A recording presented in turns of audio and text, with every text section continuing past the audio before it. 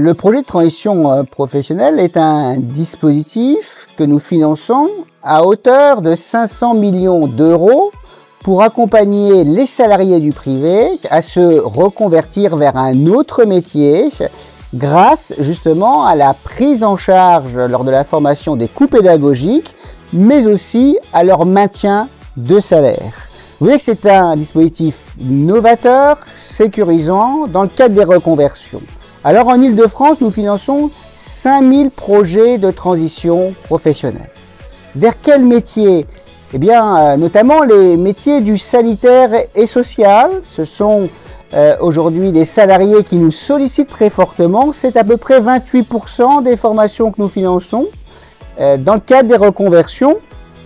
Pourquoi? Parce que vous savez que ce secteur est très fortement en tension. Si nous prenons par exemple en Île-de-France les aides-soignants, eh bien en 2024, c'est 5000 recrutements d'aides-soignants, dont 64% sont en tension, ça veut dire avec des difficultés de recrutement. Vous voyez donc l'importance de financer ces formations vers les métiers de la santé et plus particulièrement ou plus généralement du sanitaire et social.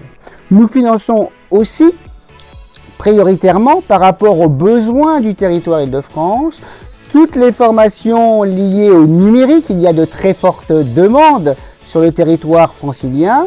Pour quelles raisons? Eh bien, vous savez que c'est une priorité nationale, le numérique et l'intelligence artificielle. Et puis enfin, le grand secteur plus généralement du tertiaire, les métiers, je pense notamment de la banque, de l'assurance, de la gestion, des ressources humaines.